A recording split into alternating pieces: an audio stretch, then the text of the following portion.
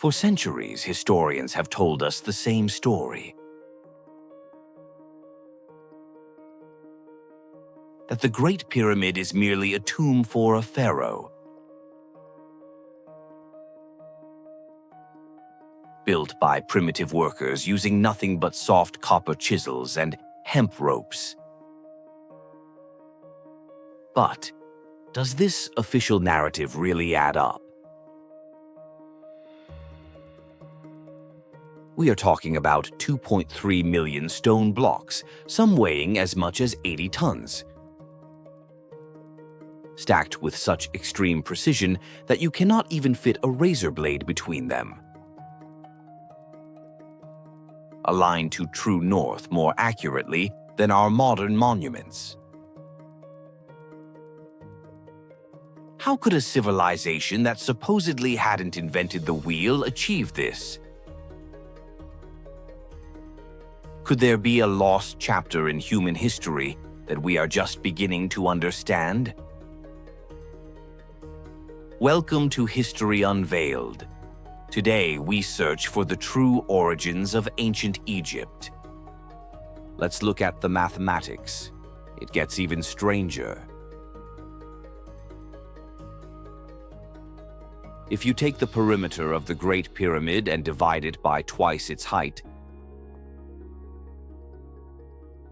you get the number 3.14159. That is the number pi.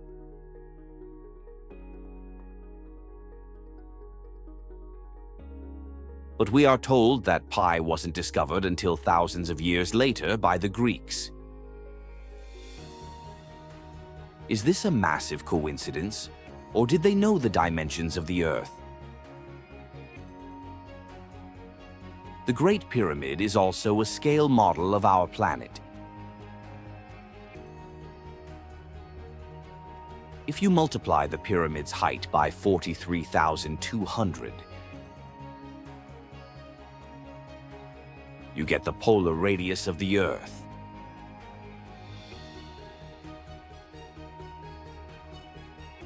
Accuracy that we only confirmed with satellites in the modern era. But the biggest mystery is not the math, it is the logistics. Egyptologists claim they used mud brick ramps to haul the stones up. But physics tells a different story.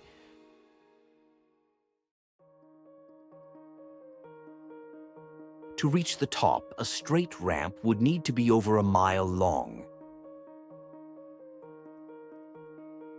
It would contain more material than the pyramid itself. Then there is the speed, to finish in 20 years. They would have to place one block every 2.5 minutes. Day and night, without stopping, for 2 decades. Even with modern hydraulic cranes, this pace would be impossible. So, are we really supposed to believe they did it with hemp ropes? Let's move down to the Great Sphinx. Mainstream archaeology tells us it was carved around 2500 BC, but the stones speak a different language. Geologists have found clear evidence of water erosion. Not wind and sand, but thousands of years of heavy rainfall. But here is the problem. The Sahara has been a dry desert for 5,000 years.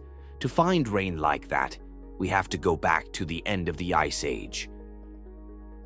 At least 10,000 years BC. This means the Sphinx could be twice as old as history books admit, predating the Egyptians themselves. If the erosion is hard to explain, the cutting marks are impossible. Look at the granite boxes in the Serapeum of Saqqara. They are cut with corners perfectly square to within a fraction of an inch. To cut granite today, we use diamond-tipped saws and electricity. The Egyptians allegedly used copper and sand, but copper is softer than granite. It would just rub away. Yet, in the Cairo Museum, there are drill cores. These stone cylinders show groove marks spiraling down. Sir William Flinders, Petrie, found the drill was cutting faster than modern machines. This implies power tools, massive high-speed power tools, used thousands of years before the Industrial Revolution. But if they had advanced tools, what was the Great Pyramid actually built for? We are taught it was a tomb, but here is a fact. No mummy has ever been found inside the Great Pyramid, not one. Instead, we find massive granite beams in the king's chamber. Granite contains high concentrations of quartz crystal, and quartz has a unique property, piezoelectricity. When you put pressure on quartz, it generates electricity. Beneath the pyramid, there was once a massive aquifer. Rushing water creating vibration. Was the Great Pyramid actually a geomechanical power plant, capable of transmitting wireless energy? Let's go deeper into the darkness. In the Valley of the Kings, tombs are carved hundreds of feet into the bedrock. They are pitch black. Yet the walls are covered in intricate, colorful paintings. How did the artists see? If they used torches, the ceilings would be covered in soot. But there is no soot. The ceilings are pristine. Some say they used mirrors, but copper mirrors lose light intensity deep underground. In the Temple of Hathor at Dendera, there is a relief that offers a shocking alternative. It depicts a massive transparent tube containing a snake-like filament, connected to a jed pillar that looks suspiciously like an insulator. To a modern eye, this looks exactly like a giant light bulb. But energy isn't just electricity, it is also sound. Visitors to the king's chamber often report a strange phenomenon. When you hum a specific note, the entire room resonates like a bell. Acoustical engineers have confirmed the chamber is tuned to the frequency of F-sharp. Was this designed for healing rituals or something more functional? Ancient Arab historians wrote that the builders used magic papyrus and metal rods to strike the stones and make them float through the air. Today, we call this acoustic levitation. NASA uses sound waves to levitate objects in labs. Did the Egyptians master this technology on a massive scale?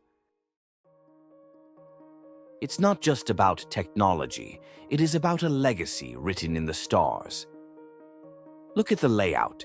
The three pyramids perfectly match the three stars of Orion's belt. But the alignment isn't perfect for 2500 BC. To lock it in perfectly, you have to scroll back the sky to 10,500 BC, the exact same time the Sphinx would have faced its own constellation, Leo. Now fly across the ocean to Mexico, Teotihuacan. The Pyramid of the Sun, same base size, same layout, same alignment. Go to China, the Forbidden Pyramids of Xi'an. Are we looking at isolated coincidences, or the fingerprints of a global civilization? a mother culture that was wiped out and forgotten. So, what is the truth? Were the Egyptians simply lucky with their math and stones? Or are we gazing at the remnants of a technology we have yet to rediscover? Perhaps human history is not a straight line, but a cycle. Civilizations rise to the stars, fall into ruin, and forget who they were. Maybe these stone monsters aren't tombs for the dead, but time capsules for the living, a message in a bottle made of granite, waiting for us to be smart enough to read it. The sands of Egypt hide more than they reveal, and we have only scratched the surface. If you want to uncover the forbidden history of our world, subscribe to History Unveiled. The past is not what you think.